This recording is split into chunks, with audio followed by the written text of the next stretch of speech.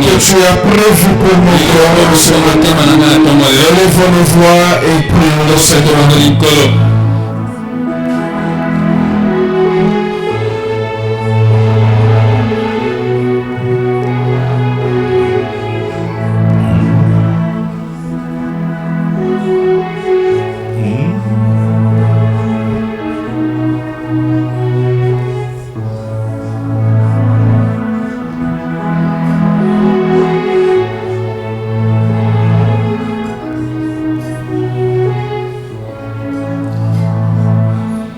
C'est au-devant de toi, Seigneur, que nous sommes venus ce matin. C'est au-devant de toi, Seigneur, que ce peuple se tient. Et il a besoin de t'écouter, Seigneur, pour sa vie, Seigneur, car tu as les projets les meilleurs de Dieu pour la vie de tout un chacun, Seigneur. Tu as un plan merveilleux, tu as de bonnes pensées, Seigneur, oh Dieu, pour ton peuple qui est là encore en ce matin, Seigneur, oh Dieu. Te prions que ton esprit soit à l'œuvre, Seigneur, oh Dieu, dans les chefs de tout un chacun, Seigneur, et dans la personne de ton serviteur qui va nous apporter la parole encore en ce matin, Seigneur, oh Dieu. Que cette parole soit ointe, Seigneur, oh Dieu, et qu'elle nous fasse du bien. Au nom de Jésus-Christ, est-ce que nous pouvons acclamer le Seigneur? Nous nous levons ensemble et nous acclamons le Seigneur. Merci à celui qui règne, à celui qui a le contrôle de toutes choses, à celui qui a nos vies entre ses mains, à celui qui conduit nos pas, à celui qui nous fortifie, à celui qui nous a réveillés encore en ce matin, à celui qui nous aime, à celui qui nous a aimés avant l'éternité. Soit honneur, gloire, magnificence à Dieu qui est assis sur son trône. Amen. Amen. Est-ce que nous pouvons confesser la parole de cette année encore? Allons-y ensemble. Mais je sais que mon Rédempteur est vivant et qu'il s'élèvera le dernier sur la terre. Est-ce que nous pouvons le reprendre encore? Mais je sais que mon Rédempteur est vivant et il se lèvera le dernier sur la terre. Amen. Amen. Et en ce matin, nous allons écouter notre Dieu par le canal de l'un de notre fils de la maison, à la personne de notre bien-aimé Japhet, qui va nous apporter la parole. Est-ce que nous sommes dans la joie de les recevoir? Est-ce que nous pouvons nous lever ensemble pour les recevoir? Nous les recevons au nom de Jésus. Que le Seigneur bénisse sa parole dans nos cœurs. Merci. Est-ce qu'on peut continuer à acclamer pour le Seigneur?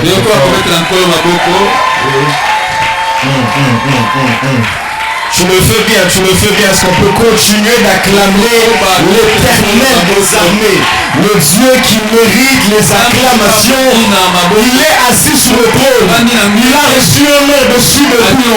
Enfin, dans son nom seul, tout genou fléchit. Est-ce que quelqu'un peut acclamer le roi des rois, le Seigneur des seigneurs, le Dieu des dieux, le seul, l'unique et le véritable? Il n'y en a aucun autre. Il est celui qui mérite nos acclamations. Jésus, quelles sont les acclamations de ton peuple en ce matin? Il est merveilleux, notre Dieu. Il est merveilleux. Père, je te prie de nous parler encore que ta grâce, que ton amour, que ta compassion soit en partage, que ta présence soit en Seigneur. Utilise la petite personne que je suis afin de nous faire du bien, moi-même y compris. Au nom de Jésus. Amen. Et s'il y a quelqu'un qui est heureux d'être dans la présence du Seigneur en ce matin, j'aimerais m'acquitter d'un devoir, je pense qu'il est obligatoire, nécessaire, impérieux, et remercier notre Père, le patron de la maison, notre pasteur, notre berger, lui qui a porté ce choix sur ma petite personne, je me demande même pourquoi. Quand il m'a écrit, il m'a parlé, mon cœur a commencé à battre. Qu'est-ce que je veux dire? Qu'est-ce que je veux dire? Et il y a quelqu'un qui croit à la grâce de Dieu. Donc, comme Paul pouvait le dire, le plus petit d'entre tous. Déjà qu'en taille je suis petit et qu'en visage je suis petit, je me demande qu'est-ce que je veux dire. Amen, amen. Je veux aussi remercier mon berger, Patrick, qui n'est pas là. Mais également toutes les personnes qui ont contribué à ce que nous soyons ce que nous sommes. Donc ils ne sont peut-être pas ici, mais leurs empreintes sont dans nos vies. Donc, je suis en train de parler du berger Roger Kabea, de mon grand frère. Mon grand frère Dani Matondo qui est tellement important pour ma vie. Donc voilà un peu les personnes que j'aimerais remercier, Papa Raphaël, et beaucoup d'autres personnes qui sont là, certains frères qui nous ont aiguisés. Je pense que je me suis acquitté de mon devoir. Je remercie ma mère qui est là. Que Dieu te bénisse. Donc voilà, je suis un fils de la maison. Je vais essayer d'aller très rapidement. La personne que je crains, c'est vous. Je crains que le papa Joseph vous puissiez me retarder, mais on va y aller ensemble. On va y aller ensemble. Amen, amen. Je suis dans le texte de Philippiens 2. Philippiens 2. Le verset 7. La Bible nous dit ceci. Mais c'est depuis, je vais commencer par le verset 5. Philippiens 2, verset 5. Ayez en vous le sentiment qui était en Jésus-Christ, lesquels existaient en forme de Dieu, n'a point regardé comme une proie arrachée à être égal avec Dieu, mais s'est dépouillé lui-même en prenant une forme de serviteur, en devenant semblable aux hommes et ayant paru comme un simple homme. Mais il s'est dépouillé lui-même en prenant une forme de serviteur, en devenant semblable aux hommes et ayant paru comme un simple homme. Le second texte, je vais peut-être l'évoquer, c'est Jean 16. Jean 16. Le verset 14. Jean 16, 14. Jean 16, verset 14. Jean 16, 14. Où la Bible est en train de nous dire. Je prends le verset 13. Quand le consolateur sera venu, l'esprit de vérité, il vous conduira dans toute la vérité, car il ne parlera pas de lui-même, mais il dira tout ce qu'il aura entendu, et il vous annoncera de choses à venir. Il nous glorifiera parce qu'il prendra de ce qui est en moi et vous l'annoncera. Et vous l'annoncera. Mon thème en ce matin, c'est mourir pour demeurer par le Saint-Esprit. Mourir pour demeurer par le Saint-Esprit. Mourir pour demeurer par le Saint-Esprit. Et il y a un texte merveilleux, c'est le texte qui est juste au-dessus de moi. Mais je sais que mon Rédempteur est vivant et qu'il s'élèvera les derniers soirs. Nous avons donc ici la vie d'un homme, Job, qui est passé par de moments difficiles, de moments compliqués dans la vie. Mais cet homme, malgré les difficultés qu'il a pu rencontrer, malgré les pertes qu'il a pu rencontrer, il est demeuré ferme. Et il n'a pas renié Christ. Il n'a pas renié Dieu. Il n'a pas suivi le conseil de sa femme. Il n'a pas suivi ce que ses amis lui disaient. Donc il est resté ferme. Quand je dis de mourir pour demeurer, la Bible elle-même, nous astreint ou nous demande de demeurer. Nous demande de demeurer. Parce que après avoir cru en Christ, après avoir reçu Christ dans la vie comme Seigneur et Sauveur, dans la marche chrétienne, nous sommes appelés à demeurer. À demeurer ferme. Et la Bible nous dit ceci dans Colossiens 1, verset 23, il dit: si du moins vous demeurez fondés inébranlables dans la foi, sans vous détourner de l'espérance de l'évangile que vous avez entendu, qui a été prêché à toute créature. Donc la Bible ici est en train de dire: si du moins vous demeurez fondés. La Bible dit également dans Ephésiens 6, verset 11: revêtez-vous des armes de Dieu afin de tenir ferme, afin de demeurer. 1 Corinthiens 16, verset 13: veillez demeurer dans la foi, soyez des hommes fortifiés.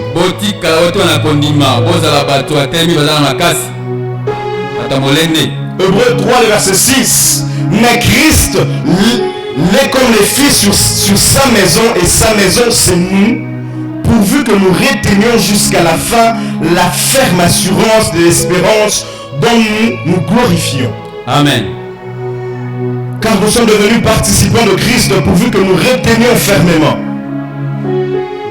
Il y a une litanie de versets comme ça qui nous demande de demeurer. De demeurer.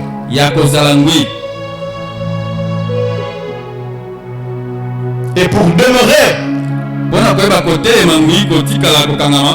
il y a quelques clés à avoir. Quelques principes, quelques connaissances à avoir. Et c'est là mon objectif en ce matin, d'essayer de donner 2-3 clés, 2-3 principes, 2-3 vérités qui vont nous permettre de pouvoir demeurer.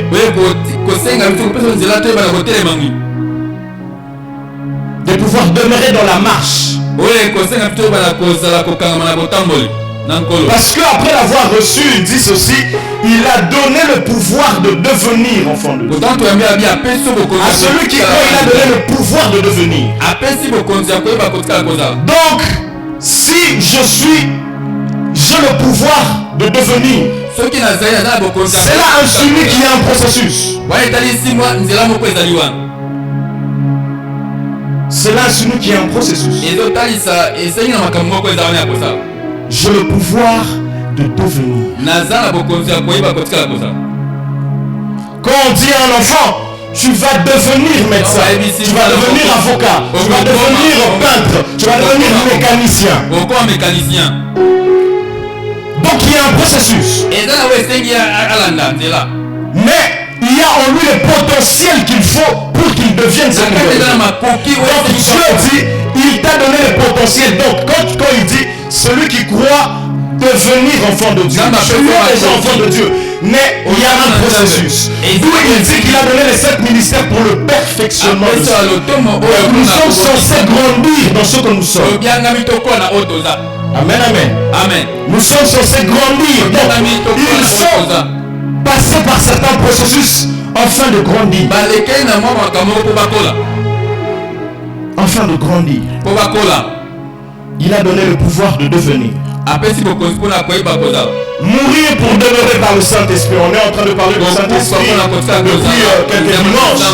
J'étais durant ma préparation perdu entre enseigner, prêcher ou exhorter.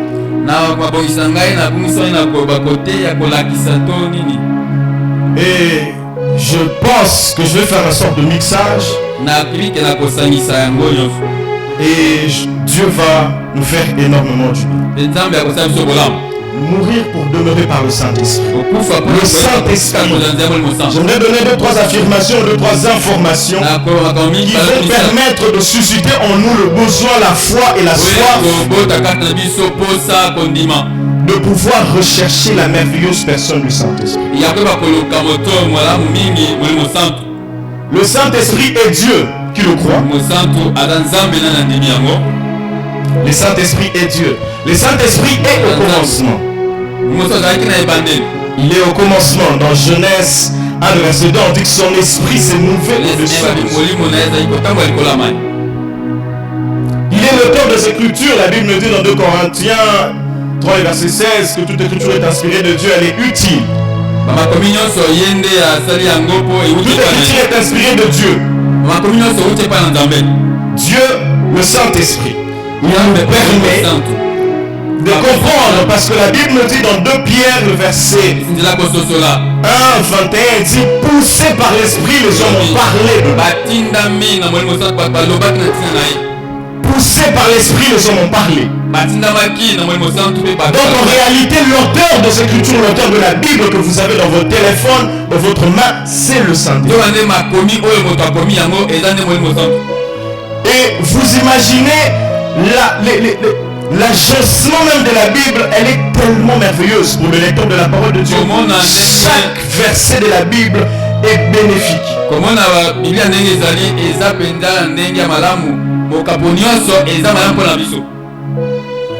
Le Saint-Esprit est Dieu. Le Saint-Esprit est lié à la divinité. Écoutez, il y a une mauvaise conception qu'il faut élaguer. Le Saint-Esprit n'est pas la dernière personne de la divinité ou de la Trinité. Le Saint-Esprit est Dieu. Il y a le Père, le Fils et le Saint-Esprit. Et toutes ces 3 personnes forment un seul. De la même manière que tu es âme, corps et esprit, on ne peut pas te dissocier. Okay? On ne peut pas dire que ton corps est plus important que ton esprit ou que ton âme est plus important que ton corps. Parce que si on dit qu'il y a une chose plus importante que... Si on dit que dans ton être, ton âme est plus important que ton corps, alors on a dissocié ton âme. Le Saint-Esprit est lié à la divinité. Il est Dieu. Il est Dieu. Il a les attributs de Dieu. Il a les attributs de Dieu. Il a l'omniscience, il a l'omnipotence, il a l'omniprésence. On va prendre ces 2-3 versets et puis je vais passer à autre chose. L'omniscience du Saint-Esprit. 1 Corinthiens 2, verset 10. 1 Corinthiens 2, verset 10. 1 Corinthiens 2, verset 10 jusqu'à 13. On connaît ce verset. Je veux juste le résumer. La Bible dit: qui connaît les choses de Dieu si ce n'est l'Esprit de Dieu qui sonde tout, même les profondeurs de Dieu. C'est être cette personne, parce que le Saint-Esprit est une personne.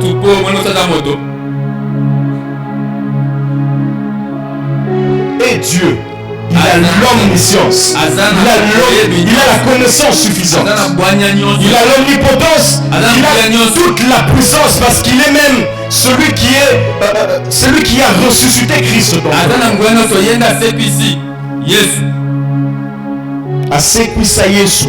d'entre le monde. Il a l'omniprésence. David pouvait dire: où irais-je loin de ton esprit? Où irais-je loin de ta face? Où irais-je loin de ton esprit? Dieu est partout. Le Saint-Esprit est partout. Le Saint-Esprit est Dieu. Nous devons donc rechercher à connaître le Saint-Esprit. Écoutez ce que Pierre dit à Ananias quand Ananias a vendu le champ et il a gardé une partie. Il dit: tu as menti au Saint-Esprit. Et puis juste après il dit: tu as menti à Dieu. Vérifiez le verset. Acte 5, 3 jusqu'à 4. Vous allez vérifier. Acte 5, 3 à 4. Il dit: tu as menti au Saint-Esprit. Et puis juste après il dit: tu as menti à Dieu. Comment il dit Saint-Esprit et puis il dit Dieu? Parce qu'en réalité ils sont unis, ils ne peuvent pas être dissociés. Le Saint-Esprit est Dieu. Le Saint-Esprit est celui qui a prophétisé sur la venue du Messie. Il est celui qui a participé à la conception du Messie. Il est d'ailleurs, si je peux me permettre, l'élément déterminant sur lequel nous n'aurons pas eu le Christ. Parce qu'il a fallu que le Saint-Esprit puisse couvrir Et c'est que nous tu y Azipa. Marie. Maria. On est d'accord sur ce point. On est d'accord sur ce point. Il fallait que le Saint-Esprit puisse couvrir Marie qu'il y ait conception du Christ. Il est l'élément déterminant qui nous a donné Christ. Il est celui qui a permis à la divinité de revêtir encore. Il est celui qui a permis à la divinité de revêtir encore. Le Saint-Esprit est porteur de vie. Quand le Saint-Esprit te couvre, il permet à ce que tu puisses porter dans cette vie.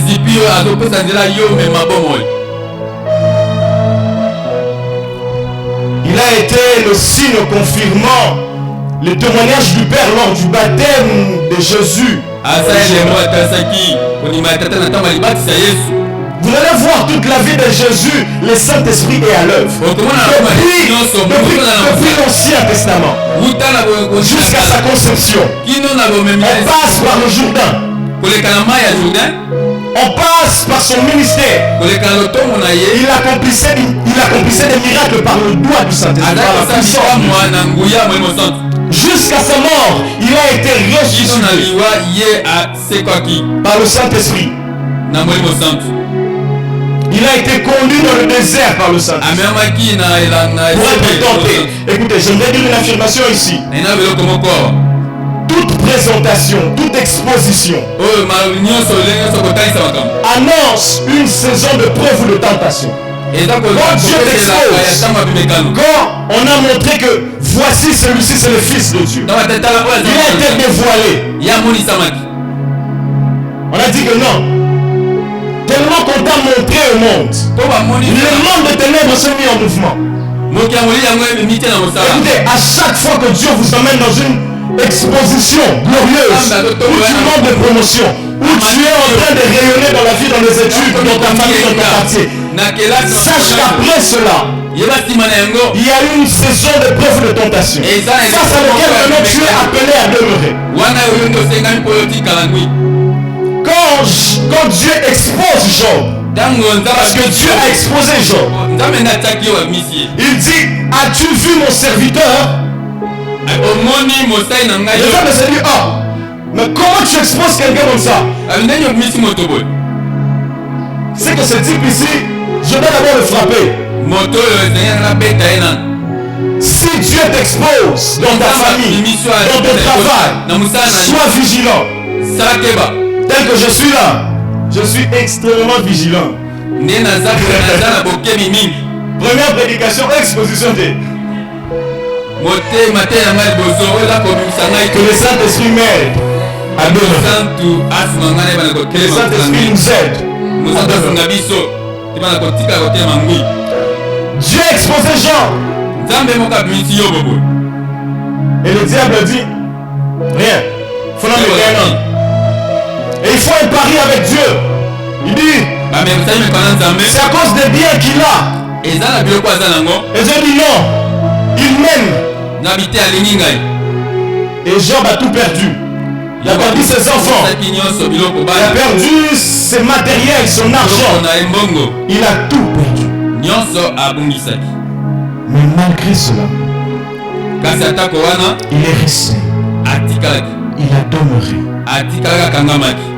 Combien d'entre nous en ce matin sont capables de demeurer? Combien d'entre nous en ce matin sont capables de demeurer?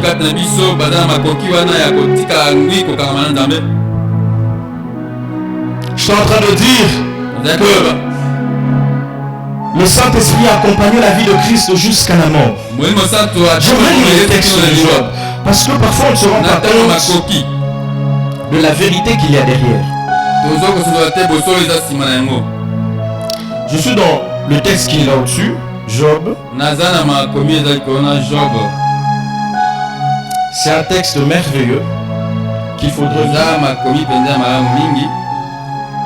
Le verset 25, la Bible nous dit: mais je sais que mon Rédempteur est vivant, qu'il s'élèvera les derniers sur la terre. Écoutez la suite. quand ma peau sera détruite, il s'élèvera. Quand je n'aurai plus de chair, je verrai Dieu. Je m'arrête là. Il dit, quand ma peau sera détruite, il s'élèvera.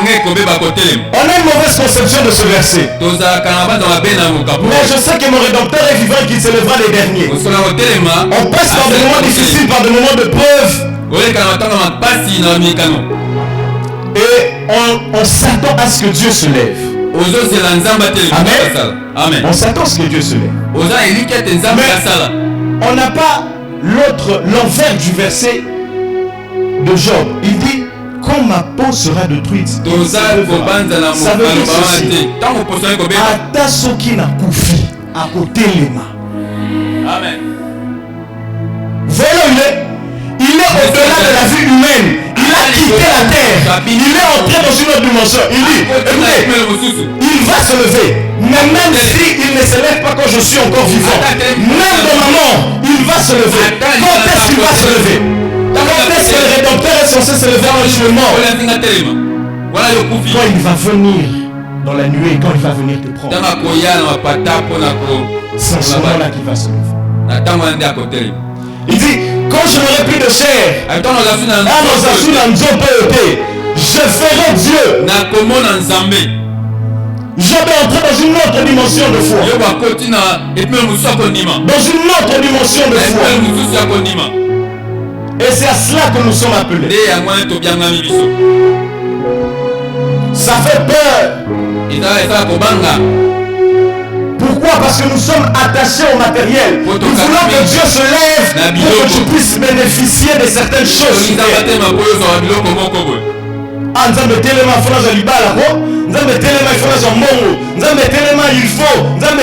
faut que mon Rédempteur se lève. Écoutez, le Rédempteur, on a eu à nous prêcher cela. C'est celui qui nous rachète. C'est celui qui nous rachète. Et j'aimerais dire encore une chose. Si les théologiens ont raison, que le livre de Job a été écrit bien avant. C'est bien dit si les théologiens ont raison. Que le livre de Job a été écrit bien avant Moïse. Bien avant que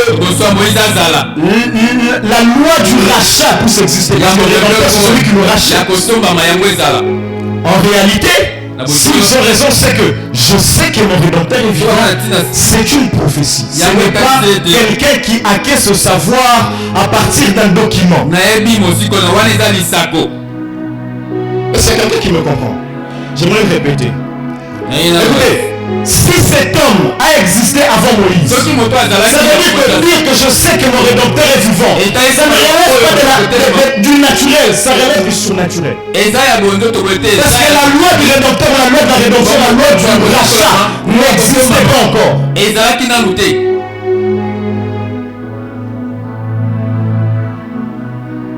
C'est une prophétie. Je sais que mon Rédempteur. D'où venait cette connaissance? Je vais parler de ça à la jeunesse et je sais que les gens connaissent aussi. Si vous voulez savoir, venez à la jeunesse. Je sais que mon Rédempteur est vivant. Il s'élèvera les derniers. Le Rédempteur, la loi de la rédemption, existait bien avant. La loi de la rédemption. Le Saint-Esprit est merveilleux. Il agit en nous dans notre être. Il nous régénère. Nous avons une nouvelle identité. Galates 4, verset 6. Jean 3, verset 5. Amen. Nous sommes scellés par le Saint-Esprit. Éphésiens 1, 13, 14. Il demeure en nous. 1 Corinthiens 6, verset 19. J'espère qu'on est en train de noter et qu'on va lire à la maison. J'ai dit ceci. Nous sommes scellés par le Saint-Esprit. Éphésiens 1. 13 à 14. 13 à 14. Le Saint-Esprit nous remplit. Acte 2, verset 4. Acte 2, 4. Le Saint-Esprit nous guide. Romains 8, verset 4. 14. Romains 8, 14. Le Saint-Esprit nous accorde de l'onction. Il nous rend capable. Il nous rend capable. Le Saint-Esprit nous permet d'être comme Jésus, de manifester les caractères de Dieu. Donc le Saint-Esprit agit dans nos vies. Il agit dans nos vies. Souvent nous limitons le Saint-Esprit dans la manifestation de la puissance. Le Saint-Esprit n'est pas là pour que nous puissions manifester les miracles. Amen, amen. Le Saint-Esprit n'est pas là pour que nous puissions manifester les miracles, pour que nous puissions manifester les surnaturels. Écoutez, les disciples ont manifesté les miracles avant le baptême du Saint-Esprit. Luc 9, ça je dois lire. Luc 9. Ça je dois lire, sinon on ne va pas me croire.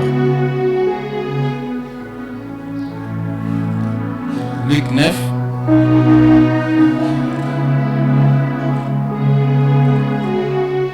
Et parce que la Bible dit ici, Jésus a envoyé le 12. Il a envoyé le 12. Et la Bible dit, ils partirent. Et ils allèrent village en village, annonçant la bonne nouvelle et opérant partout quoi? Des guérisons. Ils étaient déjà en train de faire des guérisons. Et les chapitres qui suivent, Luc 10, verset 17. Ici, Jésus a envoyé les 70. Les 70 sont revenus avec joie, disant, Seigneur, les démons même nous sont soumis en ton nom. Jésus leur dit, je voyais Satan tomber du ciel comme un éclair. Voici, je vous ai donné le pouvoir de marcher. Le verset que nous aimons beaucoup, nous connaissons tous ce verset. De marcher sur les serpents, sur le scorpion, sur toute la puissance de l'ennemi, et rien ne pourra nous nuire. Rien. Et ce pouvoir ici a été donné avant que le Saint-Esprit ne vienne. Il a donné aux 70. Cela veut dire que pour opérer des miracles,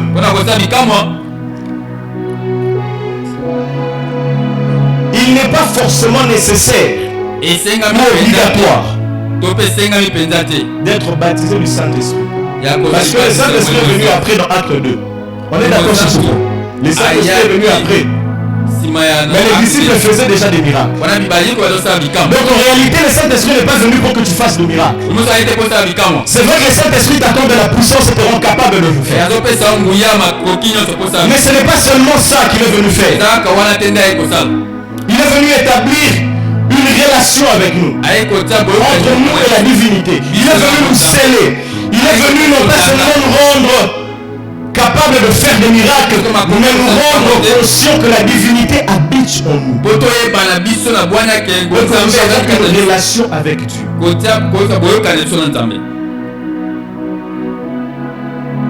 Il est venu installer la divinité en nous. Il glorifie le Christ en nous. Il glorifie le Christ en nous. Pourquoi je dis que le Saint-Esprit n'est pas là seulement pour les miracles? Vous savez qu'il y avait une femme qui faisait, il y avait un prophète qui faisait des miracles. Un féticheur. Paul l'a rencontré et il faisait des prodiges. Mais quand il a vu ce que Paul faisait, il a dit que oh non, ça les a manqués. Parce que les féticheurs sont capables de faire des prodiges. Ils sont capables de transcender les lois surnaturelles, les lois naturelles. Un féticheur, il est là-bas, il assemble mort à Kangimoula. Ouais? Est-ce qu'il a fait ça par le Saint-Esprit? Non. Mais l'authenticité du Saint-Esprit, c'est arriver à un point où tu es conscient de la puissance qui agit en toi et de la relation que tu as avec Dieu. Il vient établir en toi une conscience de la divinité. Pourquoi les féticheurs, les sorciers, les marabouts te voient, ils t'envient parce que toi tu as une relation directe avec celui avec qui tu as cru. Et ils prennent quelqu'un pour accéder à certaines choses, il y a beaucoup de sacrifices à faire. Nous n'avons pas besoin de faire de sacrifices pour manifester le surnaturel. Pourquoi? Parce que Christ est déjà mort pour nous. Il est le sacrifice pour nous. Nous n'avons pas besoin de faire de sacrifices. Amen. Amen. C'est cela la vérité. C'est cela la vérité. Il n'est pas venu seulement pour que nous puissions faire des miracles, pour que nous puissions sauter. Non. Il est venu établir une relation. Il est venu établir une relation. Le Saint-Esprit illumine notre esprit pour saisir les privilèges, l'héritage, les vérités célestes, les bénédictions, la grâce que nous avons en Christ. La Bible dit, il est avantageux pour vous que je m'en aille. C'est pour vous un avantage. Je vais annoncer un homme, à une femme, à un papa, à une maman, à un jeune, que nous sommes durant la période de l'avantage. Nous sommes durant la saison de l'avantage. Parce que le Saint-Esprit est avec nous. Au-delà d'être avec nous, il est en nous. Amen. Amen. Je ne crains donc aucun mal, même quand je traverse la vallée de l'ombre de la mort, car je sais que tu es avec nous et que tu es en moi.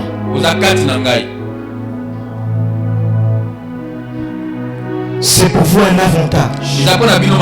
C'est pour vous un avantage. Jésus a prié pour cela. Jésus a prié pour que le Saint-Esprit vienne. Lui, je prierai le Père. Il vous enverra un autre consolateur. Il vous enverra un autre. Et les disciples étaient tristes. Ils disaient, mais toi tu pars. On va rester avec qui? C'est toi. Lorsque tu auras un miracle, on va pour secourir Bisso. Ce tu auras fait, si vous avez qui sera le renfort? Quand on n'arrive pas à délivrer cet enfant, tu étais venu. Quand nous avons peur dans la barque, tu étais là. Maintenant je suis en train de partir. Tu nous laisses qui?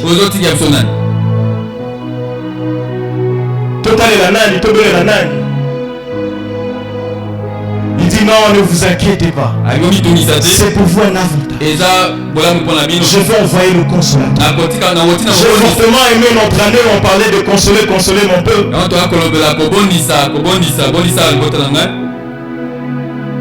Les consolateurs. Il est venu. Ce n'est pas une autre personne. C'est Dieu lui-même. C'est Jésus lui-même. C'est Jésus lui-même qui est venu. Écoutez ce que la Bible dit. Je suis dans Jean 14. Verset 16. Il dit, et moi, Jésus, je prierai le Père, et il vous donnera un autre consolateur, afin qu'il demeure éternellement avec vous, l'esprit de vérité que le monde ne peut recevoir, parce qu'il ne le voit point et ne le connaît point. Mais vous le connaissez, car il demeure avec vous et il sera en vous. Écoutez ce que la Bible dit. Mais vous les connaissez. Il n'était pas encore venu. Il connaissait qui?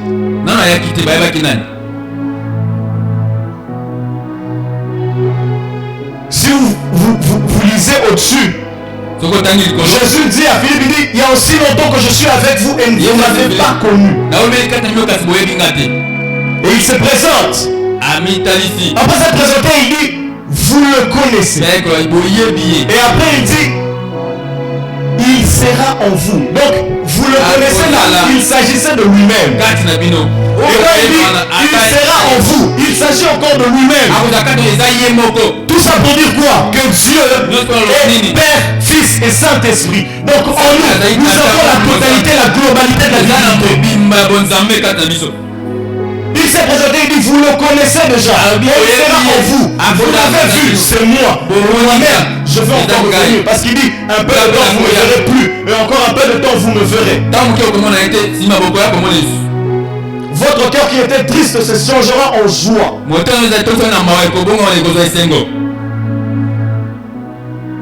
J'insiste sur l'unité de la divinité de Dieu. Ne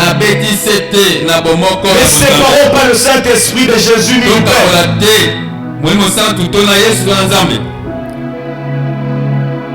Il demeure en nous.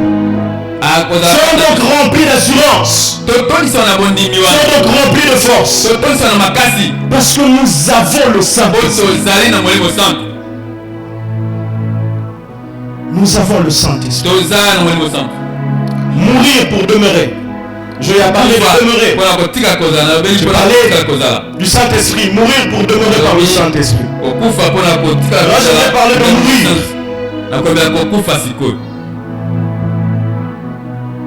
Pour demeurer, frères, sœurs, papa, maman, nous sommes appelés à mourir. Nous sommes appelés à mourir.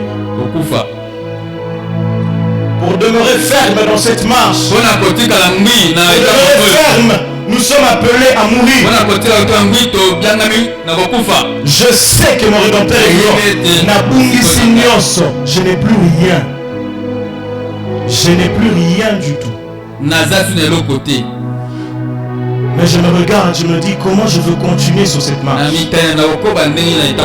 Comment je veux persévérer à croire en Dieu.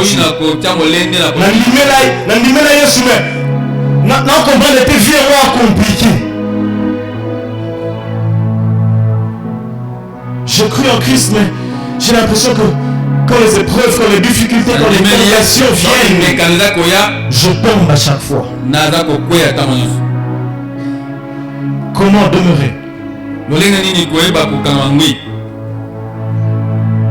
Philippiens 3, le verset 7. Ce qui était pour moi comme un gain, je les regarde comme une perte à cause de l'excellence de la connaissance. À cause de l'excellence de la connaissance. Il pouvait arriver au point de dire, pour moi, la mort m'était. Ne l'ont point regardé comme une proie arrachée à être semblable. Il s'est dépouillé lui-même. Il s'est dépouillé lui-même. Il s'est dépouillé lui-même. Nous sommes appelés à mourir, à changer notre regard par rapport au monde, à changer notre regard, parce que si Paul pouvait dire cela, dire que je regarde toutes choses comme une perte, si Job pouvait dire je sais que mon Rédempteur est vivant malgré qu'il a perdu tout ce bien, si Joseph pouvait rejeter la femme de Potiphar, si Daniel pouvait demeurer, si Shadrach, Meshach et Abednego pouvaient résister,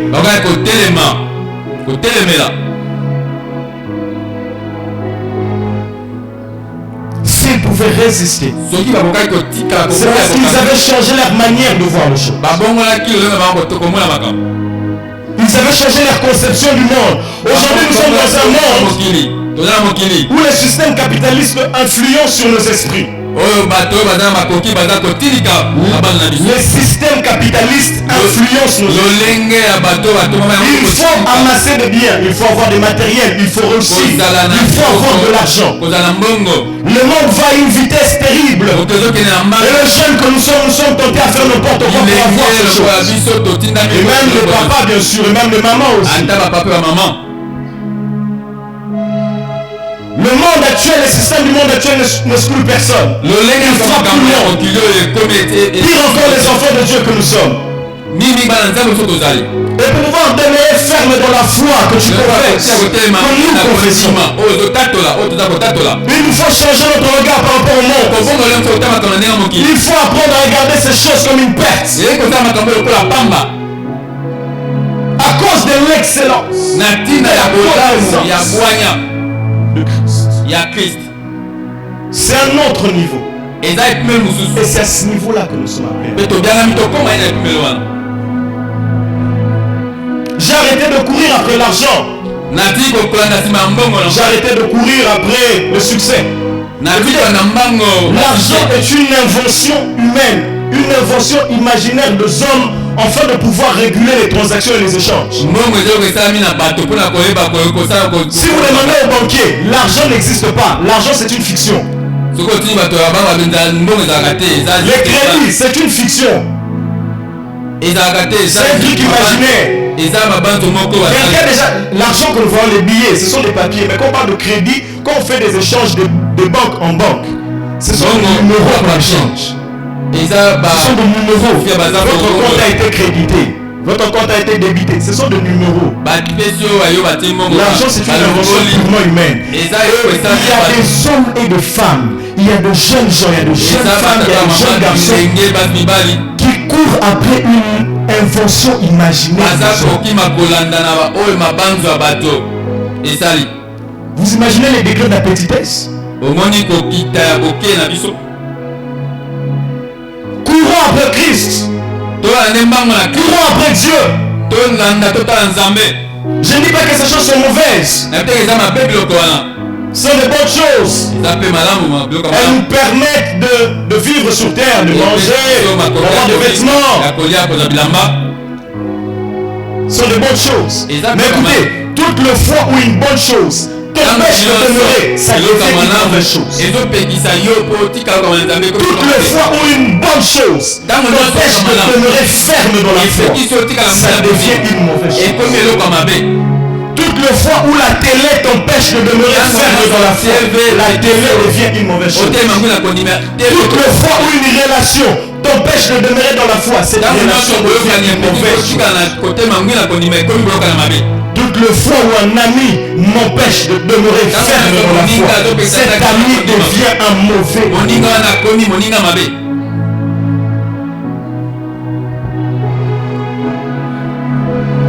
Nous sommes appelés à demeurer. Parce que ce que le diable attaque premièrement, c'est notre foi. J'ai à dire une litanie de versets tout au début qui nous astreint à demeurer. On nous demande à demeurer. À ne pas abandonner la foi, à ne pas perdre cette espérance. Cette espérance qu'un jour il va venir. Il va venir. Il va venir. Et il va me prendre. Et je serai avec lui. Quelqu'un le croit?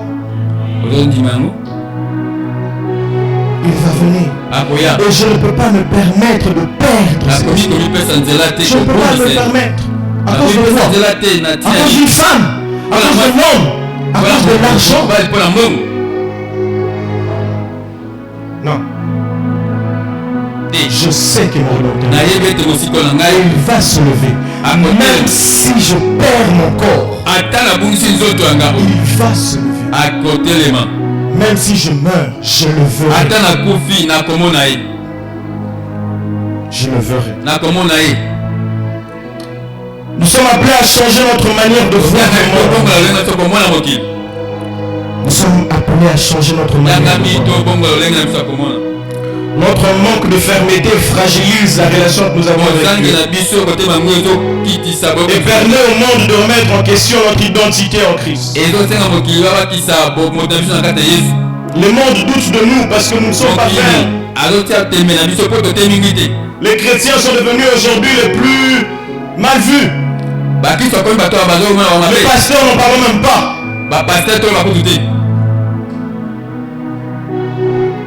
Pourquoi? Notre manque de fermeté. Nous ne sommes pas fermes dans nos choix, dans nos décisions. Le même qui était parti au concert de Moïse Mie, c'est le même qui est resté au concert de Ferré. Il a loué et puis... Bon, tu étais parti faire quoi? Louer et puis... C'est compliqué. Et quand on va te voir, oh frère, Ozayoka, Jésus, parce qu'on appelle Jésus. Ah Seigneur. Nous ne sommes pas pas fermes et le monde doute de nous. À la maison, on doute de toi. Dans le quartier, on doute de toi. Même ton propre mari parfois doute de toi. Même ta propre femme parfois se demande.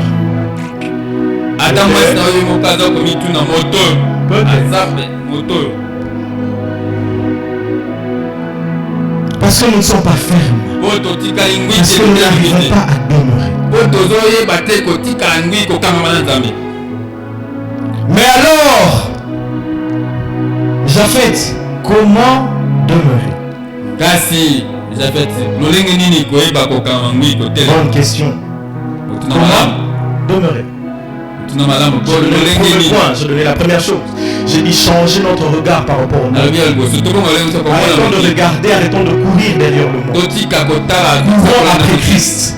Courons après la connaissance. Je suis un enfant de Dieu. Je crie en lui, il est en moi. Face aux difficultés, je n'arrive pas à demeurer ferme. Écoutez, demeurer ferme, c'est un choix.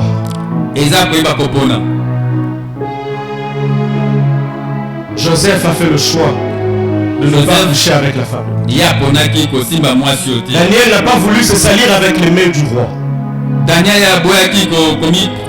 n'ont pas voulu se prosterner devant la statue de Nebuchadnezzar.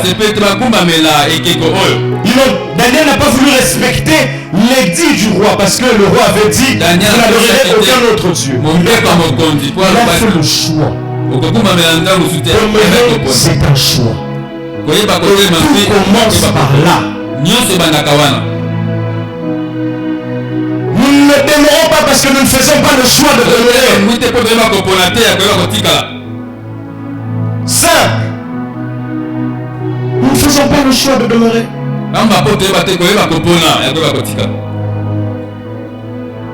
Demeurer est un choix.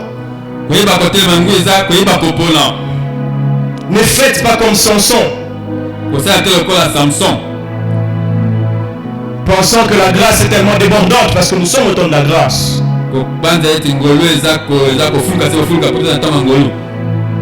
Il est allé avec une autre, avec une femme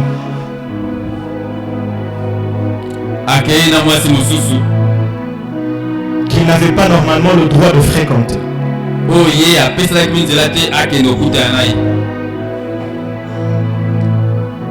Pour demeurer ferme, nous devons faire le choix, je disais.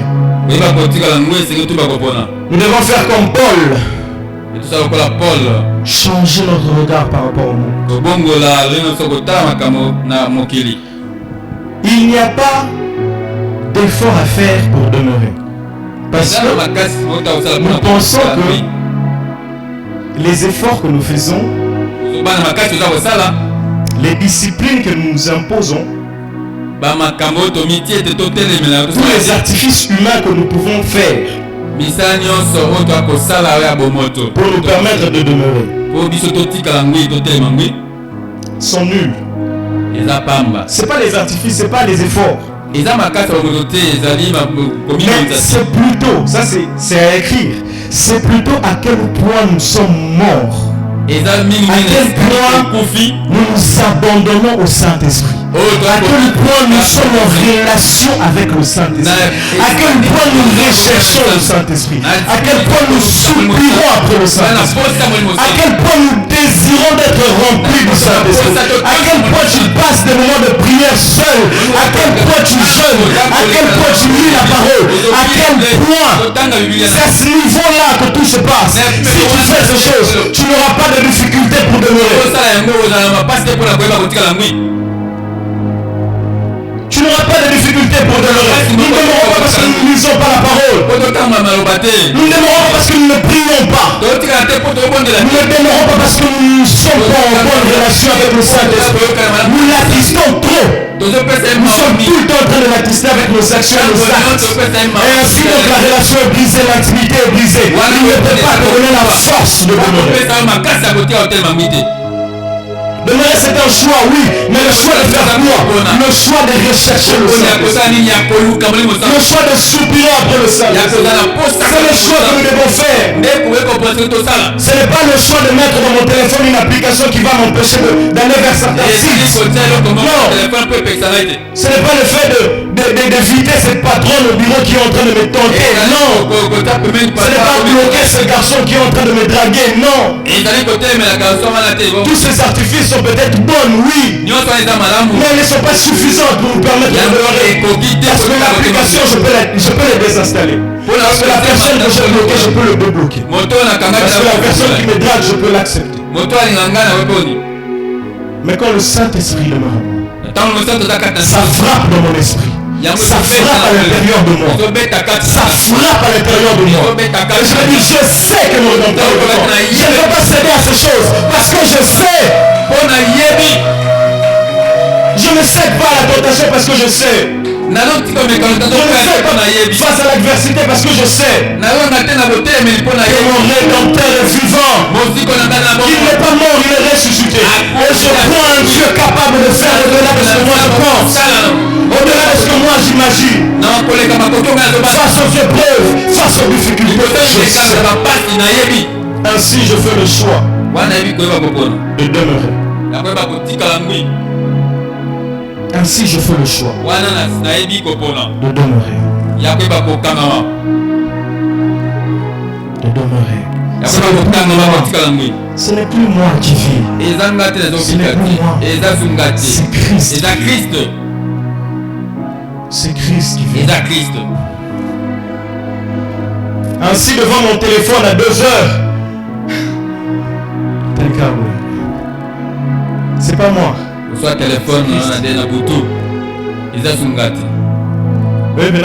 moi je suis déjà mort. Je ne vis plus. Tellement que je suis mort. Tu ne peux pas me tuer 2 fois parce que je suis déjà mort en Christ. Vous avez été ensevelis. Et vous êtes ressuscité. Donc le vieil homme est parti avec lui. Je suis une nouvelle créature. Je ne suis plus moi. Donc ne me cherche plus. Parce que je suis déjà mort. Ne me cherche plus. Tu ne me trouveras pas. Tu trouveras Dieu en moi. Et j'espère que Dieu est en vous. Quelqu'un va croire que Dieu est en lui ce matin. Dieu est en nous. Ce n'est plus moi qui vis, c'est Christ. C'est Christ qui vit.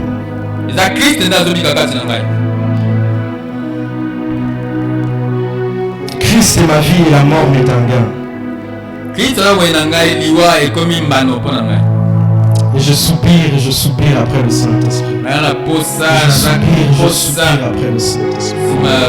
Parce qu'il est celui qui nous a été promis par le Père. Il est celui qui nous a été promis par le Fils. Nous devons être conscients, frères et sœurs, que nous sommes en guerre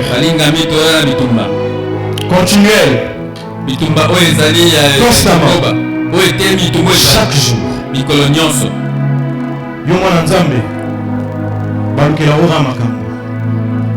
Le monde n'est pas content que tu sois enfant de Dieu. Il n'est pas content. Le diable n'est pas content que tu sois enfant. Et il va chercher à te faire tomber par tout le moyen possible. Par tout le moyen possible. Le diable t'a réclamé pour te crippler. Mais j'ai fait une chose. Je vais prier pour toi. Le diable va rechercher à te faire tomber. Et vous savez, quand nous sommes en guerre, nous devons être constamment prêts. Vous savez, la Chine, la Russie, comme ils n'étaient pas encore en guerre, parce que maintenant la Russie est en guerre. Quand ils n'étaient pas encore en guerre, ils étaient en train de faire, je ne sais pas comment on appelle ça dans le vocabulaire de militaire, mais ils étaient en train de faire comme des sortes d'entraînement. Ils faisaient des parades, ils faisaient des simulations. Ils faisaient des préparations. Ils étaient en train de tester certaines armes. Les gars, pour qui arme nucléaire dans un lieu désert. Pour voir si ça marche. Ok? Nous-mêmes les joueurs, avant d'aller jouer le match, avant d'aller vers la guerre, ils se préparent, ils s'entraînent. Nous n'arrivons pas à demeurer parce que nous ne sommes pas prêts quand la guerre vient. Parce que nous ne sommes pas préparés. Nous ne sommes pas préparés. Nous devons nous préparer chaque jour. Chaque jour c'est la guerre. Et chaque jour quand je pose mes pieds, je suis en train de dire, je suis une nouvelle créature, je suis mort. Et le Saint-Esprit est en moi. Le diable n'a aucune part et ne fera rien. Chaque jour, il n'y a pas de temps de pause. Il n'y en a pas. Quand tu fais la pause, il va te surprendre. Et tu vas te retrouver en boîte de nuit. Et tu vas te retrouver en train de prendre la bière. Et tu vas te retrouver en train de chanter une chanson que tu ne devais pas normalement chanter. Et tu vas te retrouver à l'hôtel avec une soeur. Tu vas te retrouver quelque part. Parce que tu n'as pas eu le temps de préparer la bataille. Préparons-nous chaque jour. Quelqu'un prend la décision ce matin de se préparer chaque jour. Nous sommes en guerre. Et c'est notre foi qui est la cible. C'est notre foi qui est la cible. Et si nous ne demeurons pas, si nous ne la gardons pas, nous allons nous retrouver de l'autre côté. Et s'il arrivait qu'ils viennent, je serai désolé. Tu seras ici. Alors restez. Et il faudra payer de ton sang pour pouvoir accéder là-bas.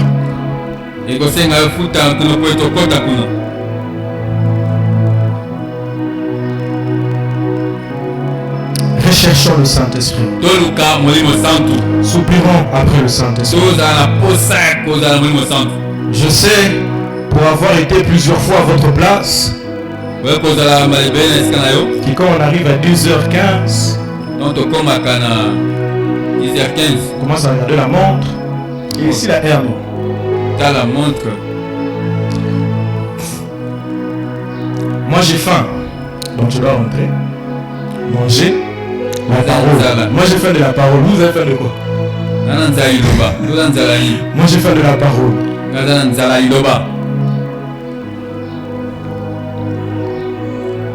Nous sommes appelés à soupirer.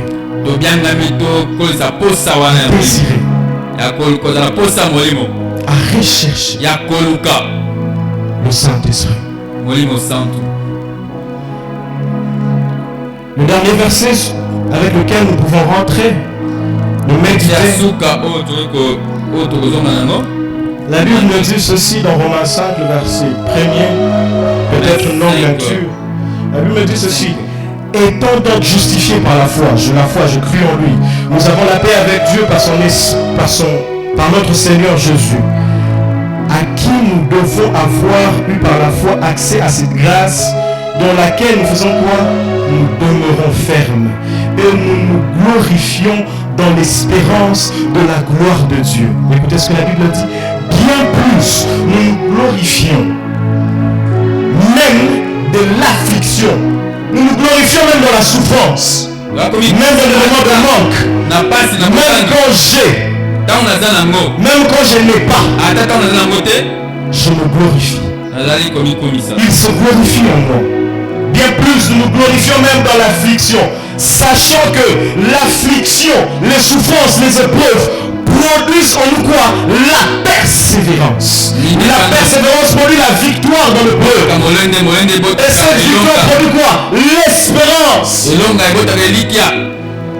Or l'espérance se trompe point. Parce que l'amour de Dieu est répandu dans nos cœurs par le Saint-Esprit. L'amour de Dieu doit être répandu dans nos cœurs pour nous permettre de donner. Recherchons-le pour qu'il répande cet amour en nous. Ainsi nous n'aurons pas beaucoup de difficultés, des efforts à faire. Pourquoi? Parce que nous l'aimons. puisque nous l'aimons. Je viens à l'église parce que je l'aime. Je lis la Bible parce que je l'aime. Je demeure parce que je l'aime. Job demeure parce qu'il l'aime. Joseph demeure parce qu'il aime. Daniel demeure parce qu'il aime. Recherchons le Saint-Esprit afin qu'il répande cet amour en nous. Pour nous permettre de demeurer. Pour nous permettre de demeurer. Et en ce matin, j'aimerais que quelqu'un prenne la décision de soupirer après le Saint-Esprit. De désirer cet avantage que nous avons. Saint-Esprit, nous te désirons. On peut se tenir debout durant un moment, on va désirer le Saint-Esprit. Tu peux monter avec moi s'il te plaît. Augmente un peu le son. On va désirer le Seigneur durant un moment.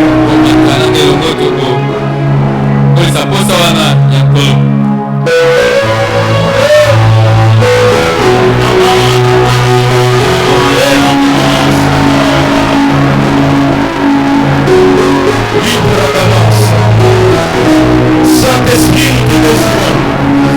En ce moment, nous soupirons après ta personne. Et nous remplisse ce lieu de toi. Que les vies passent à notre niveau. Que nous soyons changés en